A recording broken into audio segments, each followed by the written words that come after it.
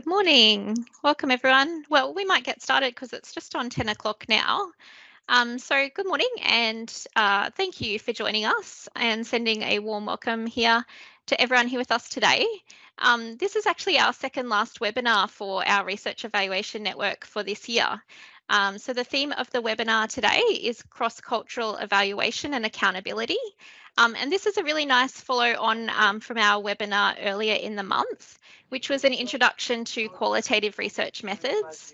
Our guest speaker, Jill, today will unpack findings and lessons from their thesis, which used comparative case studies of two community organisations working with multicultural communities, refugees, international students, migrants, and people seeking asylum. So for the agenda today, I really want to allow as much time as possible for the Q&A section. So I'm just going to give a brief 5-minute update on our network, and then I'm going to hand it over to our guest speaker for today's event, Jill Lovell, who will give the presentation on cross-cultural evaluation and accountability. There will be some time for some Q&A after Jill's presentation, and I'll also highlight some upcoming opportunities that you may like to get involved with. So just a couple of housekeeping things to note. By default, you will be on mute, but your camera will be turned on. This session will be recorded, so if you don't want your face shown in the recording, please feel free to turn your camera off now. If during Q&A you'd like to ask a question, you can write the question in the chat function. The other option is you can also put your hand up using the raise your hand emoji and then take yourself off mute to ask the question. Please introduce yourself and your organisation that you work for, so it's easier for us and for Jill to tailor her responses accordingly. If we run out of time for the Q&A session, we will follow up with you individually after the session as well, so just feel free to pop your questions in the chat pane. So I would like to begin by acknowledging the traditional owners and custodians of this land, the oldest continuing cultures in human history. I acknowledge the Yagara and Turrbal people of the lands on which I work here and live in Meanjin, Brisbane. This week is also Indigenous Languages Week, so I'd like to say Jingari Jimbalang, which means hello friends in the language of the Yugambeh speaking people of the Gold Coast where I was raised. I also just wanted to acknowledge, since we last connected, that we have had the outcome of the referendum, and it's been a really difficult time for many First Nations colleagues and friends and community. So QCOS acknowledges the deep sorrow and grief felt by First Nations peoples at this time. And we really wanted to express our sincere gratitude for the leadership from First Nations communities in the lead up to the referendum, and also for their generosity in inviting us to come along on their journey with them.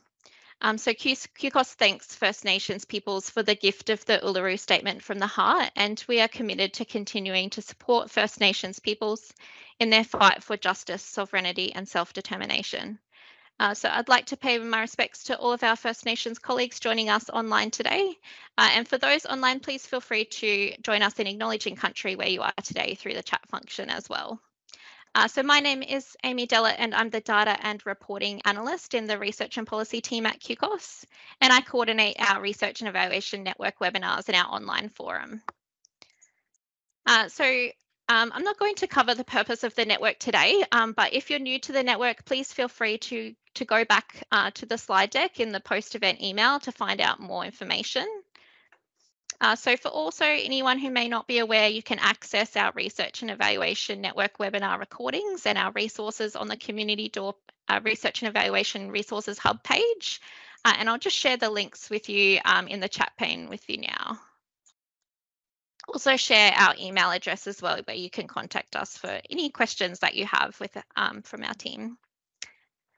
So the last couple of slides from me, so we're really quickly approaching the end of the year, and I'd just like to say it's been an absolute pleasure and an opportunity to coordinate this network for this year. And I've just learned so much from all of our amazing guest speakers and from all of you, so thank you very much. And I hope we've provided a program that is diverse and responsive to your professional development and learning needs, and really an opportunity to build on the expertise and knowledge that exists within the community services sector So we would like to invite you to participate in our Research and Evaluation Network survey for 2023, and community service staff in research and evaluation roles are particularly encouraged to participate in the survey. The survey will take approximately 10 minutes of your time, and your feedback is really important to us.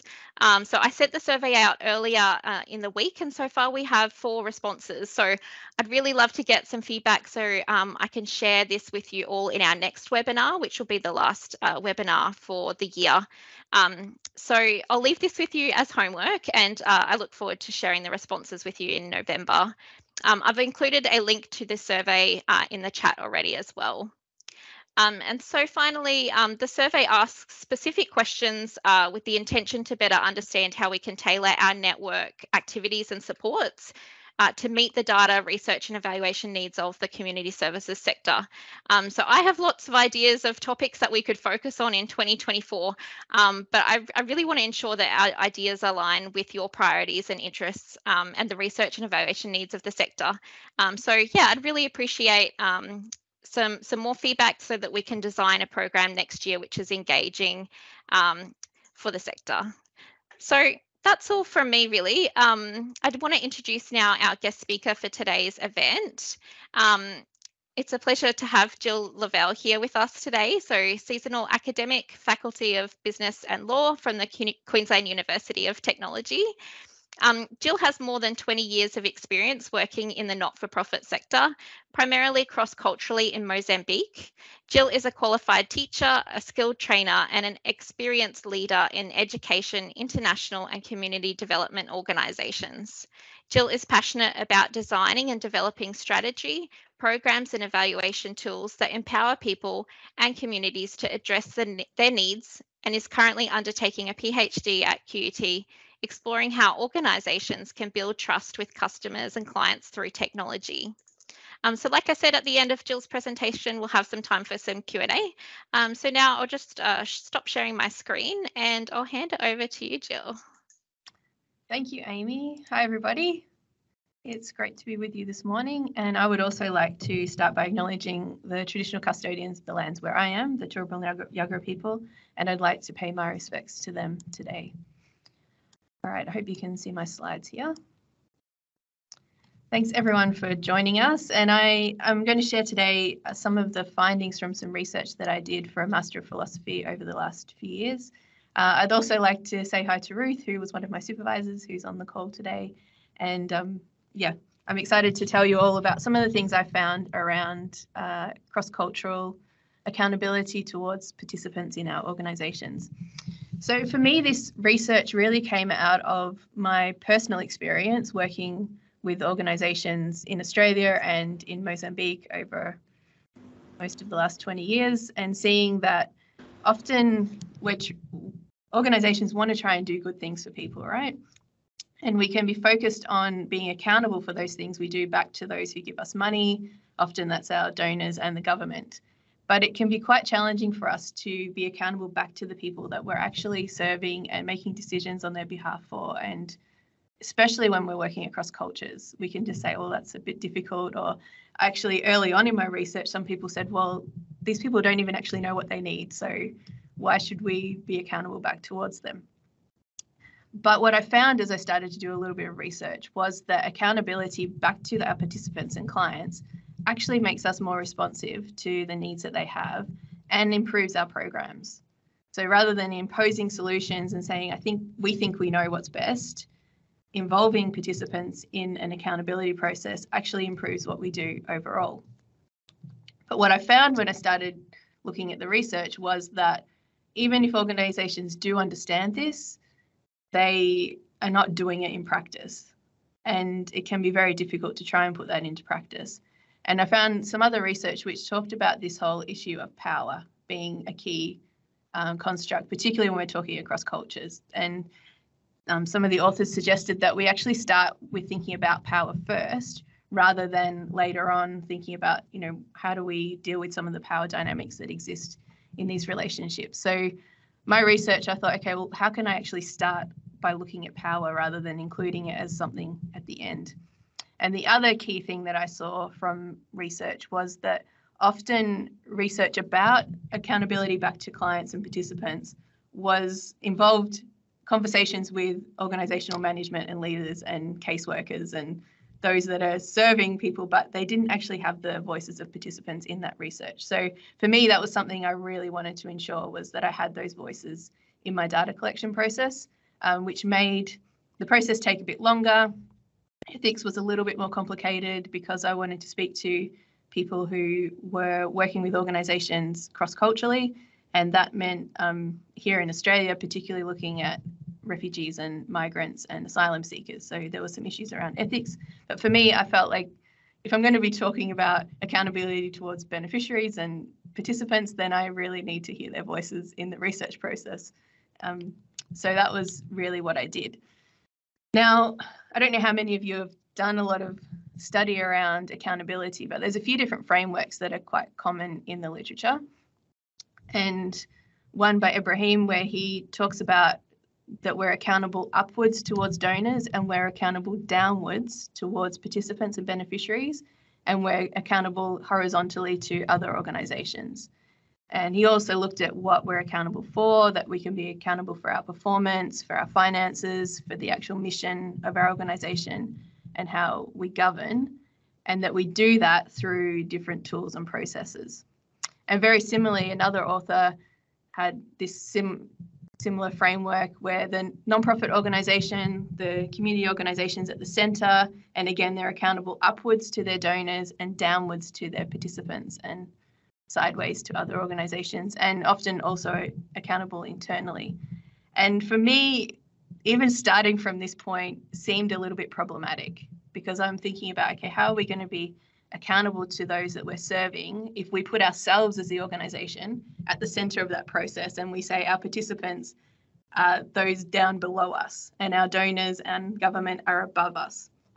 So I really wanted to shift the way I looked at this issue to think about, well, can we think about this as a mutual relationship where we have our participants and the organisation together, and can we look at this rather than this kind of upwards and downwards and sideways to being more of a dialogue relationship? So not one way and then another way, but at the same time, can we think about things being a two-way communication? And rather than this hierarchy, could we think about things as a mutual relationship? So putting the participants at the centre rather than the organisation and thinking about a mutual relationship. So I delved into a lot of literature and found, some of you being a research and evaluation network, you may know of the culturally responsive evaluation literature, CRE, and I found a really interesting paper there which looked at the issue of culture in evaluation specifically. Now, I was looking slightly more broadly at accountability, but evaluation fits within accountability. And they were talking about there being various dimensions of power in this evaluation relationship. So they and myself were seeing this whole issue of power being something that's around us all the time. Now, some people have a different view of power, that like I have power and you have power and I can give power to you or let you use your power. But in this way of viewing power, we were seeing that power is all around us and all of us can draw on power. We don't need somebody to give up their power in order for us to have some. So these authors were talking about power having a few different dimensions. One of them being a relational dimension. So when we're thinking about accountability across culture, a relational dimension to that power encompasses things like trust and empathy and dialogue and how close the organisation might be to their participants. There's a political dimension to that power. So what are the structures and policies and processes that determine who has a voice, who's included, who's excluded from the evaluation or accountability relationship? There's a discursive or a language dimension to this power. So even thinking about the terminology that we use, the perceptions of who has knowledge and who's allowed to share knowledge, what happens with the knowledge when it's shared, a lot of those concepts around knowledge, which I'll touch on a bit later. And then a fourth dimension around time and historical context. So there was kind of two aspects here. One is around the historical context of those involved in the accountability relationship, but also a temporal aspect of when do we hear those voices of participants in our evaluation and accountability processes was an important aspect around power. So I was looking at these 4 particular dimensions of power and how they are involved in accountability across cultures. So I did a case study, and I think last week, was it last week, Amy, that our speaker touched on a few different qualitative methodologies. So I did a case study with 2 organisations, and in the end, they actually ended up being very, very different organisations. One, the first case was very small.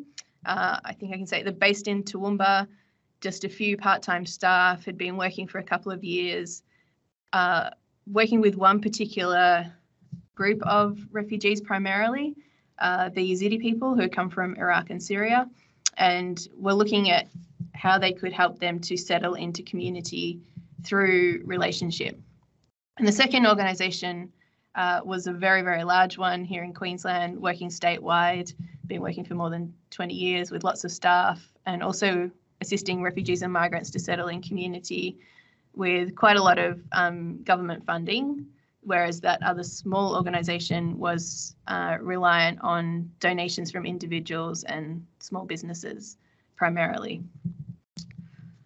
So I did some interviews with some of the staff and focus groups with participants from the organisations and looked at some of their documents, and then did some thematic analysis to look for some patterns and see what I could find out about what does it look like to actually be culturally responsive in the way we're accountable to our participants. I'd just like to take a little bit of time to chat about the focus groups that I conducted. I was actually in a session earlier this week in a qualitative community of practice, and one of the speakers there was saying that they don't like focus groups, they only like to do interviews, which I found quite interesting because for me, I felt like focus groups were actually a very important way of gathering information from participants. And the literature does say that, particularly for minority groups, for those that may not always have opportunity to have their voice shared, focus groups are actually a really good way for getting those voices. So I decided to use focus groups with the participants of organisations, and I had 3 different focus groups. One of them, the first one was meant to have like 6 or 8 people from this organisation who normally come together for an English class, and instead of doing an English class that week, we would do this focus group. And I arrived, and in the end, about 16 people came, and many of them came with their small children. And this was not what I'd actually intended to happen. I'd been very prepared, you know, we got ethics all approved, and I had a co-facilitator who was going to help me, who spoke the language of the participants because I didn't speak Arabic or Yazidi, or Kurdish Kamanji, sorry. And yeah, all of a sudden we had all these people in the room and children running around, and yeah, it was not what I intended, but very quickly we managed to pivot and did some stuff all together, and then broke people up into small groups and had some conversations that way where people recorded on flip chart paper the things they were discussing, and I ended up with a couple of people who spoke some English that could make it work. So I just wanted to highlight some of the challenges, I think, with doing focus groups across cultures. The second group ended up just being a couple of people, and we did that outside, which meant the recording was terrible. We didn't have a co-facilitator or interpreter for that session, so that was also a challenge. The participants spoke some English, but we had to keep it quite superficial and basic to be able to communicate together. And then the third focus group was from the second organisation, and I will tell you a bit more about them later. But they were a group that normally meets together. That we met online and had quite a deep conversation there. So from that first focus group, I would say almost all of the participants were illiterate in English and in the language that was their first language. So one of the challenges there is, you know, when we're thinking about ethical approval for the research that we're doing or even evaluations, is how do we obtain consent from those participants that we're interviewing or doing focus groups with. And in my ethics application here at the university, which is probably a bit more rigorous than in some other contexts, it was important that we had written consent.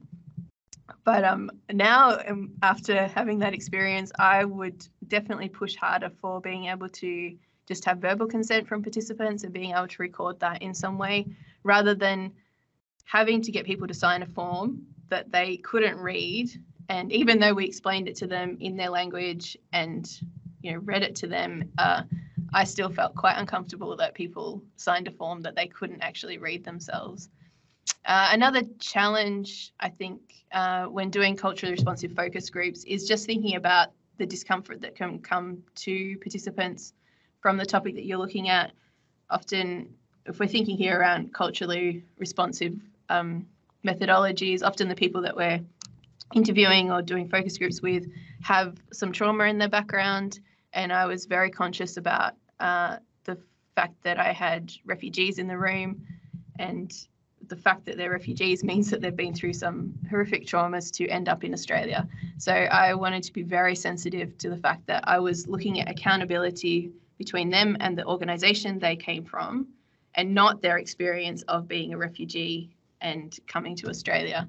But a lot of it gets all tied up together, right? That even some of the challenges they had with the organisation that they were a part of triggered a lot of the experience they'd had of not being heard before, or challenges that they'd faced in the process of coming to Australia. So yeah, I would say just be very careful and be prepared to share with people how they could get some help after they've been a part of your research or evaluation.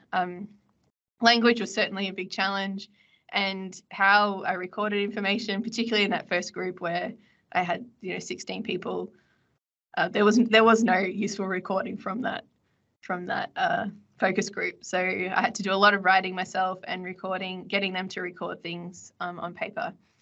The second thing that I would like to kind of point out is that it's really helpful if we're working with people who come from another culture and you are not particularly close to them, they don't know you, if you're using an external evaluator or someone in the organisation who doesn't normally work with them, that you have somebody who does know them well, a trusted person, introduce you when you're doing any kind of evaluation or research, which also was a slight challenge in terms of ethics, because according to ethics, the organisation itself shouldn't know who had participated and who hadn't participated in this research. However, it was super important that somebody from the organisation introduced me to this group of people so that they knew they could trust me, and that I was actually there for their benefit. So yeah, involving people. I think somebody had a question about how to, some of the practicalities of accountability and research across cultures. I would say those introductions and having a trusted person build that relationship is really important. A co-facilitator was also helpful in that first group. The person we used was known to quite a few of the participants, so that also broke some of the ice. And yeah, she was great in being able to not just think about the language, but also the meanings of different words. And for me, I took quite a bit of time early on to share who I was with the group and try and find some point of connection with them so that we could relate to each other. And I tried to use various activities, not just have people sitting in a circle like a traditional focus group, but we did a few different activities, drawing activities. We had planned to do some drama activities, but that wasn't possible with a massive group. We had food and drink and just made it comfortable and culturally appropriate for them. And the third thing I want to say about culturally responsive focus groups is that I think often we think when we're doing research or evaluation, we are putting people out by getting them to spend time with us or, having them talk to us. And there was a clear benefit for the participants in being involved in the focus groups. I've got a quote there that one of them said, giving us a voice here is cathartic. She was like, this is actually really good for me to just be able to share. And that very first group I did as well, even though I couldn't I didn't have the language. I didn't speak Kurdish or Arabic. After the group, I had so many people coming up to me saying, thank you so much for the opportunity to share my voice. And so, yeah, I just want to encourage you that when we are doing research, evaluation, that giving people an opportunity to speak is actually great for them. And finally, it can be really helpful to use groups that are already established, that they already have a relationship between them. So I used that English group for that first one. The third group was also a group that regularly meets together, and the second group were a couple of people that were known to each other. So I think that can also break the ice when they're not trying to get to know each other as well as you, but there already some kind of relationship there. Of course, there can be challenges if you have people who, if they are known to each other, there's people who always speak and others who are always quiet, but you can deal with some of those challenges. And I think the benefits of working with people who are already known to each other, for me, certainly outweighed some of the challenges of that. So what did I find out? Firstly, that first organisation, Case A, I called them, their mechanisms, as you might expect from being a small organisation, fairly new, were informal. They didn't have a lot of survey tools or even formal interview processes. The way they got their feedback and were accountable was really sitting and chatting with their participants in their homes or at a program. I remember one of them said to me, well, the way we know if something works or not is if people show up or not. If nobody comes, it's not what they need. So they're really informal ways of getting feedback and being accountable. But a couple of things that did stand out was how important the relationship was of the staff and volunteers with those participants, and that they talked a lot about the closeness of that relationship, the friendship even that existed from both sides. I had one staff member talk about being friends, genuine friends with the participants, and the participants saying, these people care about me and know me and they come to my home, and that makes me feel open and able to share what I really think. And with that second organisation, which was much larger, there was a lot of formal processes, a lot of surveys that they had participants filling in for various things. But what was interesting, I found, was that they had recently started embarking on a results-based accountability process, RBA. Some of you may be aware of that. And they had set up what they call a client voice reference group. So a representative group of participants from their organisation. So some refugees, some international students, some asylum seekers, people who represented the overall organisation, because they felt that by setting up a small group like this, they could probably get some indication of the voices of their participants, even if it wasn't directly. And interestingly, a lot of people in that organisation felt that accountability was really about measuring and more, I guess, output and data related. But overall, in both organisations, people talked about accountability being a loop, that there's something that goes on that's a two-way relationship, and we kind of have to come back and close that loop. That it's not just about one person sharing information, but it's actually sharing information and receiving back some information. That accountability is about being held responsible by others, in this case, being held responsible by our participants, but it's also taking responsibility for the decisions we make and the mistakes we made. Others said that it was really an ethical thing and it's about doing what we said we would do. But most were talking about it being a relationship, and that we need to be mindful of the other, that it's a two-way relationship, that yes, we're holding someone accountable, but we're taking responsibility ourselves, and that there's an opportunity for participants to be able to voice their concerns and get a response back from the organisation. So there's this whole concept around feedback, which came out as really important.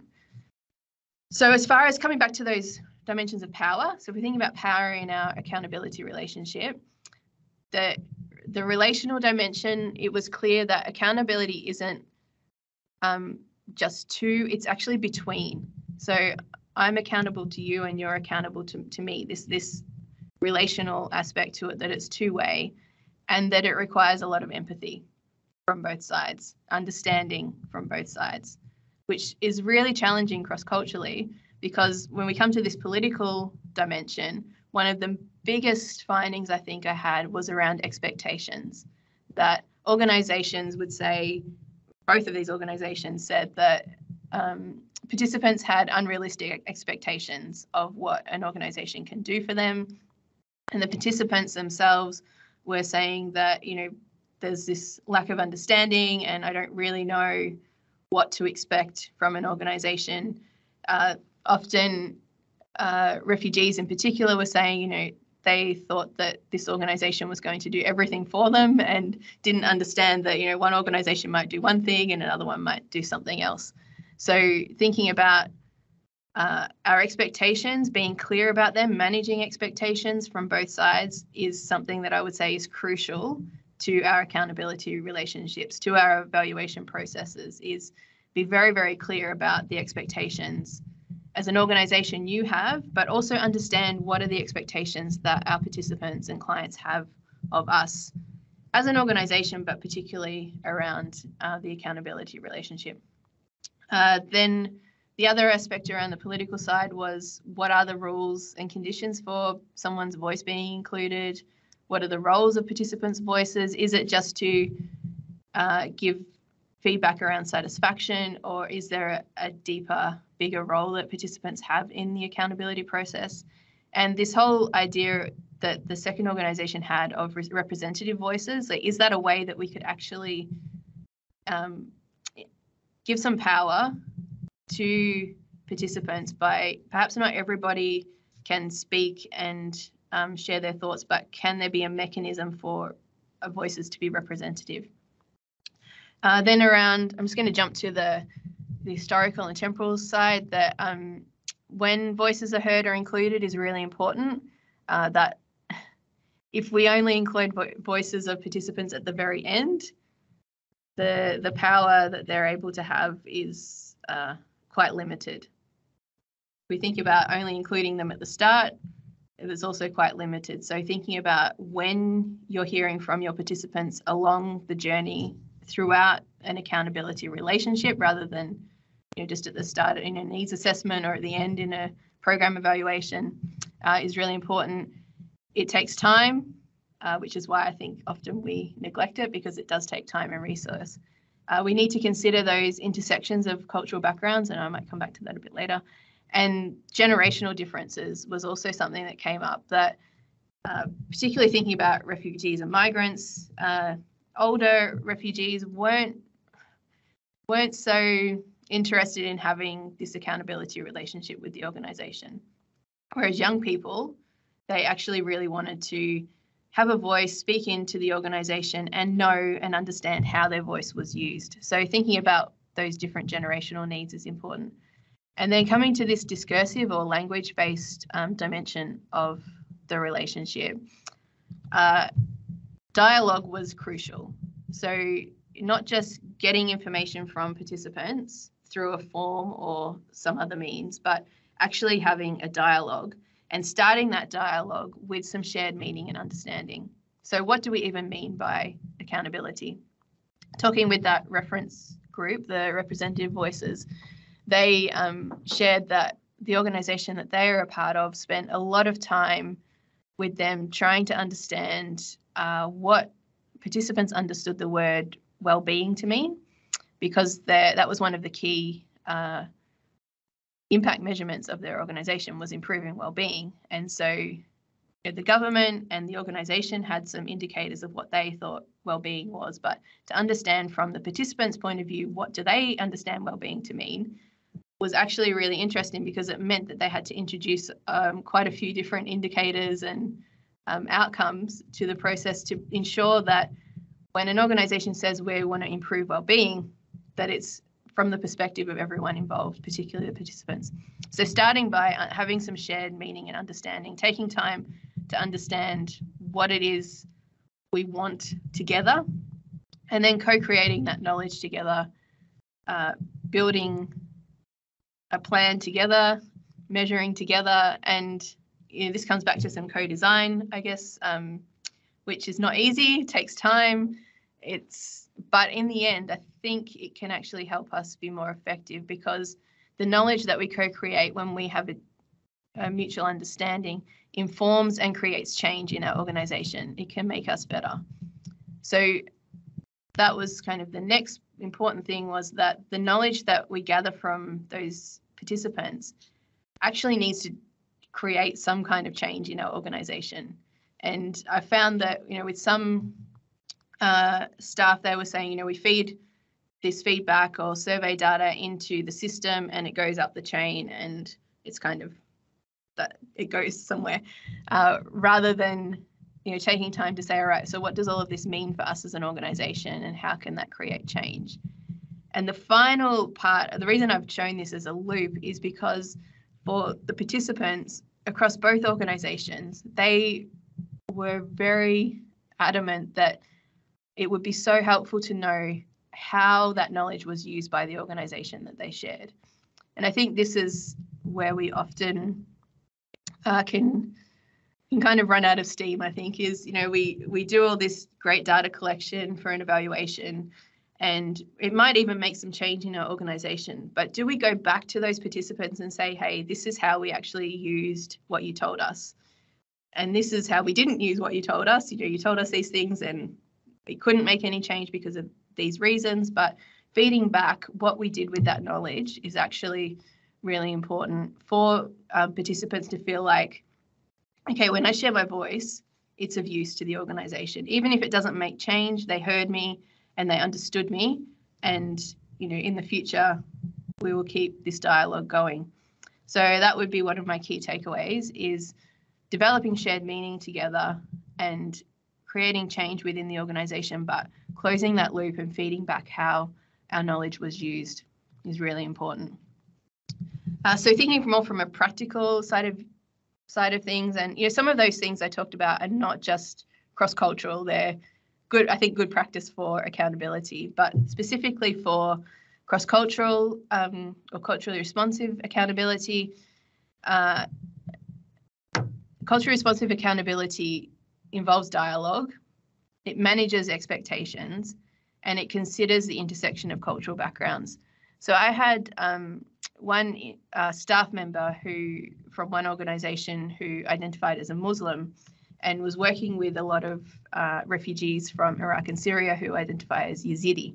And she was sharing with me that she felt quite uncomfortable at first as to how the participants would see her because of some of the issues in the Middle East between Muslims and Yazidi people, the genocide that's happened. And yeah, she was like, oh, how are these people actually going to see me with my cultural identity? So I think we need to be really aware, and she was aware herself, and as an organization they were talking through, well, how do we make sure that this isn't an issue for building that close relationship between participants and staff.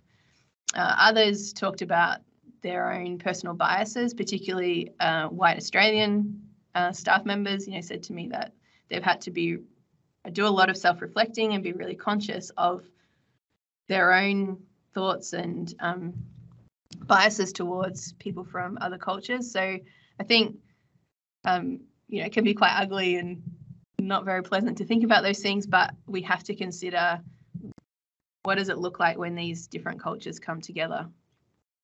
But on the flip side of that, what does enable culturally responsive accountability is staff who are aware of these things, staff who have empathy, staff who are culturally aware, have some cultural intelligence. And for some of the staff, they had never travelled overseas, they had never lived in another culture, but they had this way of, being able to look at themselves and understand other people that showed they had some cultural intelligence there. And the second thing that really enabled the accountability processes to be culturally responsible was that the organisation itself had this practice of learning and being reflective and taking on information and seeing how they could make change. Obviously, key barrier was language. and the way people communicate differently. I remember one of the organisations, a staff member volunteer, saying that, often they would put up information on social media, or they would want, people to make phone calls to their participants, and that just wasn't how information was shared in their culture. And this particular volunteer said to me, what we should do is just get everybody together in a room and tell them the information, and then, they can go away and know it, rather than, a phone call to somebody who they may not understand and then they call back. And so thinking about how do people in their culture communicate with one another, and can we adapt our processes to be more culturally appropriate? And another barrier, particularly for a large organisation, was around that mindset, and that there are so many different accountabilities that we have, right? To the donors, to government, to other organisations, to our own governance bodies, that we can just think, oh, this one, it's too hard, or we don't get any financial benefit out of it, perhaps. So that was a barrier. And that organisation also talked about people being a bit scared to try something new and thinking we have to get it right the first time. So, they really struggled with just trying something. And one of them said to me, I think we've just got to do it. I think we've just got to try some practices that involve our participants more, that are a bit more dialogue and two-way, and see what happens, rather than thinking we've got to have this whole massive plan. So my suggestion is that we do try and build capacity through learning, and that we find those staff members that have empathy and can be culturally responsive to be a part of this accountability process, and that the processes that we have involve dialogue, that can take a bit more time, a bit more resource, but that is where we're going to get that genuine feedback and opportunity to share back to our participants as well. So a few things to consider. This is from my thesis. Think about, how does communication and accountability take place in the cultures of the people that you're working with? Expectations, consider those. Consider your own expectations as an organisation. Consider the expectations of your participants. This third point here, consider who is hearing those participant voices. So I talked to one case manager who found the process they had for one of their evaluation mechanisms as really problematic, because she said, I, as a caseworker, at the end of my time with the participants, I fill out the survey with them and I ask them how was their experience of us as an organisation. Like, Jill, are they really going to tell me if they didn't like how I dealt with them? They're really going to be honest. So she was saying, we really need to consider who is hearing these voices, and it's not always appropriate that the person that's providing the service is getting the feedback on that service. It's also often not appropriate that someone totally removed from the program. But think about, how are you hearing voices of participants, and who are the people that are hearing those voices? Who are you hearing from, and whose voice might be missing from the process? And that client voice reference group, the person who was coordinating that was telling me that there's a few voices still missing there that they would like to see on that reference group, so that they have like a truly representative voice. But they were willing to say, look, let's just get started and try this, rather than not do anything at all. Think about the language you're using. Even the word accountability, it was problematic in some of the languages that I was working with, because the terminology of accountability can have different meanings for different people. So even the language that you're using in your organisation, particularly the key outcomes and impact measurement that you have, make sure people have an understanding of what these words mean, what you mean by them, and perhaps what your participants mean by them. Another thing to consider is see your participants as people who hold knowledge, that they do have something worth sharing, and that they can share that knowledge with you, and that the organisation as well holds knowledge that should be shared back to our participants. So seeing that as a two-way relationship is really important. Think about when you're hearing the voices of your participants. Think about perhaps those generational differences and the historical backgrounds, particularly if you've got multicultural staff. Think about how the intersection of their cultural background may clash or be a challenge for your participants. Make room for staff who demonstrate empathy. Give your staff time for self-reflection and to build some cultural intelligence, to build relationship. The closeness between the staff and volunteers and the participants was actually super important for this accountability relationship. Make room for two-way communication, as I've said, and that there are mechanisms that voices can be shared and heard and fed back to. Manage those expectations. Use the knowledge that you gain from the participants. Yeah, if they're taking the time and being brave in sharing their voice, look at how you're actually using that, how you're reflecting as an organisation on what's shared with you and feeding back to those participants. And I think the things that actually require work that don't come naturally is that we need to try and overcome this gap between the organisation and participants, and that exists for many reasons, but it particularly exists cross-culturally with refugees and asylum seekers because of their experience of organisations, of governments in their background, and so they can be quite wary of anything that's formal and official, and may not want to be open with what they really think. So thinking about how we can actively overcome that gap. Think about how we can overcome excluding certain participants just because perhaps they don't speak the right language, or they can't come to the place that we want them to, or they may not understand even our processes. Think about how we can overcome that. Think about how you can overcome some of the fears you might have around involving participants and hearing more of their voice and the resources that might be needed to apply to that. And just think about our own cultural biases and perhaps remove ourselves from thinking that the organisation is at the centre of this process, and how can we put our participants more in the centre of accountability processes. So what does it mean for research and evaluation? I would say that we definitely need to be demonstrating empathy. We need to be making our expectations explicit and understanding the expectations of those we're working with. We need to be reflective in our learning. We need to be feeding back to our participants when we gather information from them, feedback how it was used. We need to think about differences of generations and perhaps think about how, if you can't involve every participant in a two-way kind of dialogic relationship, can you maybe think about representative voices as a way to do that? And if you're leading an organisation, I would encourage you to go away and think about the accountability mechanisms that you're using. See how are they involving dialogue and feedback? How are they not? Could you make some tweaks to change things so that it is more of a two-way loop relationship? How are you fostering staff that are culturally responsive, and how are you as an organisation reflecting on your learning?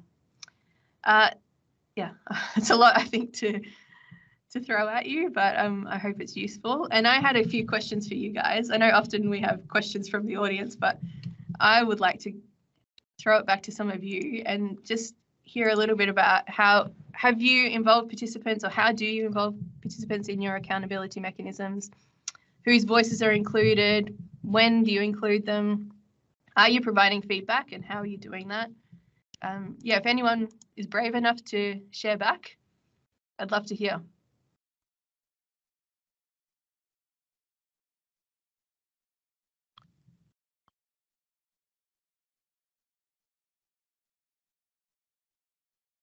I think we might, if we let people think about those questions. In the meantime, there was one question in the chat for you, Jill, if you don't mind.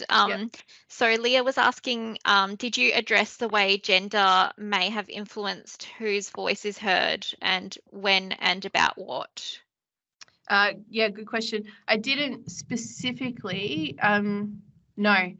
And the only time it really came up was in that very first focus group, when there was a mix of genders, and it was quite a large group. And initially, I would ask a question when we were all together, and the men would speak first, and the men of a particular culture would speak first, and then the men of the next culture. And so we then split up into smaller groups, where I think we overcame some of that challenge, that there were opportunities then for people in their particular culture. There was kind of a caste system that people of a lower caste actually were together, and so they could share together rather than just be silenced by a different group. But I didn't look at gender specifically in my thesis. We have someone with their hand up. I think it's Leah. Did you want to take yourself off mute? Yeah, it is. Great. Hi, thank you. Thanks, Jewel. It's really informative. Just in response to your question about what our organisations do, I work in Australian Red Cross in the now different area program strategy and policy and research, but my focus is on building our evidence base and how we influence decision making through that. And I haven't been responsible for these particular initiatives, but one of our most recent examples of co-designed initiative has been what's called the Work Right Hub, where my colleagues worked with people who've been exploited through labour exploitation or had experienced modern slavery, and stakeholders who have an interest in supporting people who have been through those experiences. And they've documented, the colleagues who developed this have documented that process really, really clearly and well. And you can see in the discussion of the process where they had come up with ways. And the Work Right Hub is an information tool. It's a platform where people can go to find out, to get an idea about what is labour exploitation, what is modern slavery, as well as where there may be assistance available to them, how to get it, and who may be able to support them. And so the way they described it is how they worked with people and how the developers of the platform responded to feedback about what was useful, what wasn't useful, how they thought they would be able to use the platform. And as somebody outside of that process who's tried to summarise it, I found it particularly interesting and encouraging that we're able to do those sorts of things. And similarly, we have a safety net that we of emergency relief, and it was co-designed, and we responded to feedback from participants in the project, people who have received emergency relief, by changing the way in which we deliver it, because they said, this is about, if you do this is a reflection, this demonstrates to us that you value our dignity. We have dignity if you do it this way. The other way, we don't have the same kind of agency.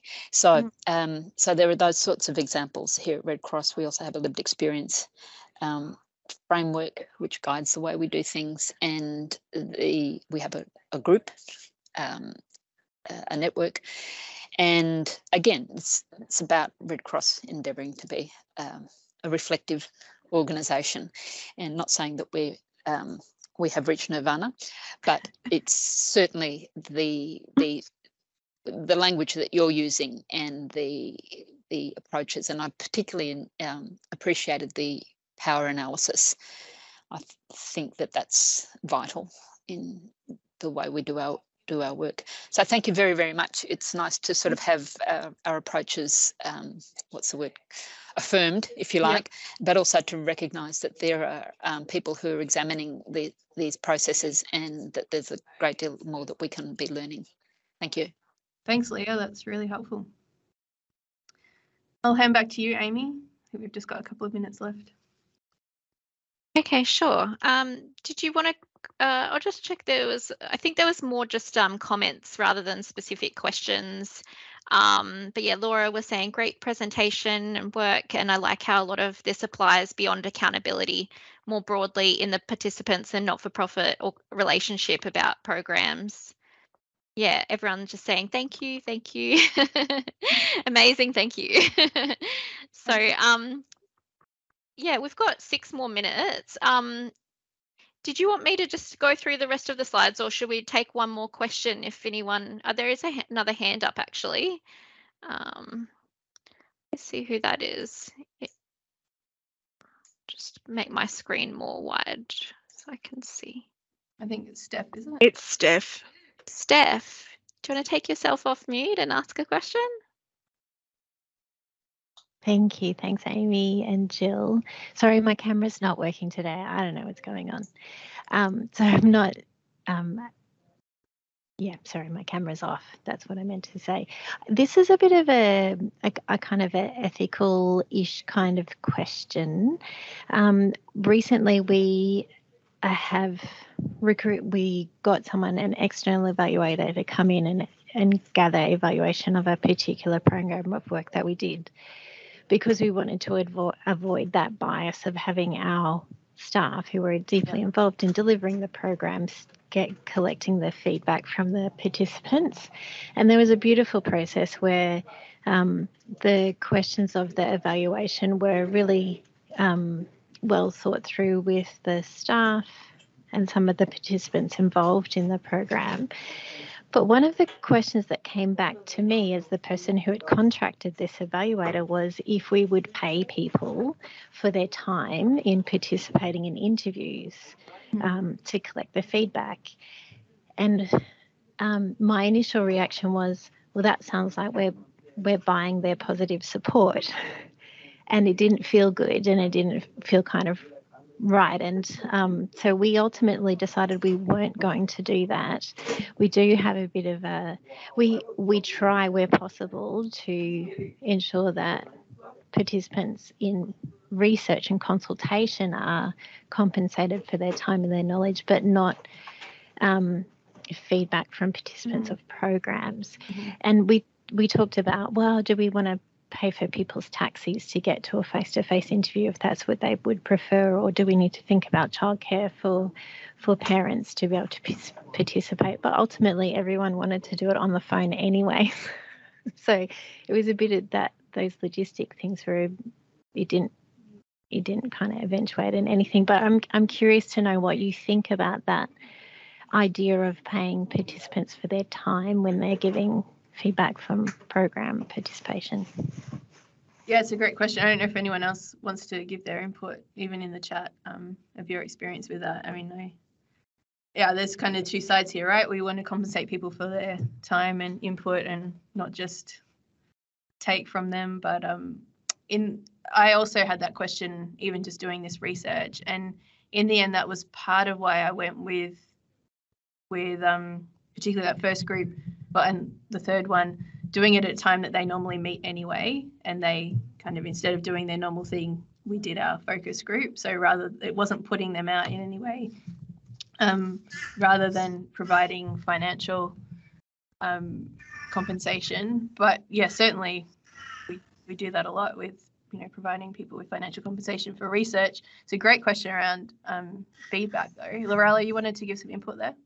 Hello. I just wanted to say I work for Metro South Health, so I'm not with an NGO. I used to be that for many, many years in the refugee and migrant space as well. And at Metro South, we actually have a number of, we call them consumers, who are from different cultural backgrounds. And we have started in the last 12 months paying people for their time to attend meetings. Yep. And we find that really works well because we're actually able to concentrate more on some of the work that we do, and you can appreciate that Metro South Health is a huge beast, and so we're always wanting feedback and information, etc. So we have started paying people, and I think that's made a profound difference because it really, otherwise a lot of our communities do get quite concerned and get quite cross that sometimes they're over consulted and and they're not reimbursed for their time.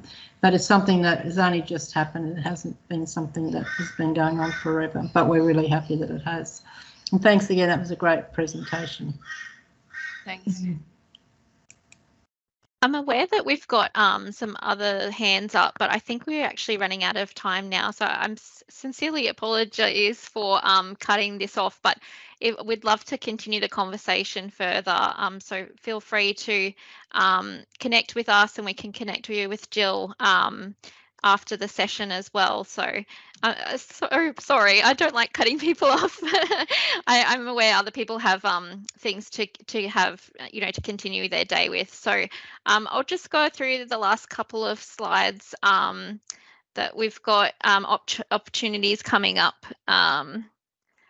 So yeah, firstly, I just think, you really highlighted some really practical ways we can structure our thinking about accountability and really take actionable steps towards that when we're working with community and evaluating programs and projects that involve community. And you've also highlighted some of the real challenges that we face as well today, Jill. So thank you very much for coming and for sharing all of your knowledge and your research today. We absolutely appreciate it.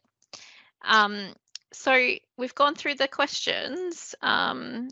There's just also, I'm aware there's polling on the screen already, so if you're happy to fill that out now, that would be fantastic. Before we go, I just also wanted to share some upcoming QCOS webinars and opportunities with you all, and I'll share these in the chat with you now. There, and so we only have one more remaining webinar for the year, which for the Research Evaluation Network, which will be on evaluating collaboration and partnerships and incorporating lived experience into evaluation. So I think that'll flow really nicely from this conversation as well. And Stacey from QCOS is also hosting a webinar on the 14th of November, which I thought may be of interest to the network too. So it'll be co-presented by Info Exchange, exploring some of the insights from the latest digital technology in the not-for-profit sector survey and associated report, and they'll go through specific Queensland data from not-for-profit organisations in Queensland. QCOS would also welcome you, like to welcome you to our next week on the Thursday, the 2nd of November, for our Queensland Community Impact Awards celebration night. And this is where we celebrate and recognise the enormous contribution that community services sector makes in Queensland. So I believe the tickets are almost sold out. So if you're interested in celebrating with us, please register soon. And I've shared the link in the chat as well, where you can find out more details of the event. QCOS has also published our annual report, and I've shared that link in the report as well, in the chat, sorry. And Jill, did you want to talk about the social impact evaluation principles and practices workshop just before we head off? Yeah, Ruth put that in the chat there. On the 13th of November, I think it is, we've got a day where we've got a bit of a workshop, a masterclass around evaluation, particularly focused on systems evaluation. We've got Ralph Renger zooming in from the States, and we've got Vanessa Hall from QUT presenting as well. And so everyone's welcome at that. It's only $35 for the whole day here at QUT. So please, I'll put the link in the chat again, but feel free to come along. Wonderful, thank you. Hopefully I can make it there too. So yeah, thanks everyone for staying online. Apologies, we are 3 minutes over time. I look forward to connecting with you all again on the 8th of November. So take care. Thanks everyone. Have a nice day. Thank you so much, Jill.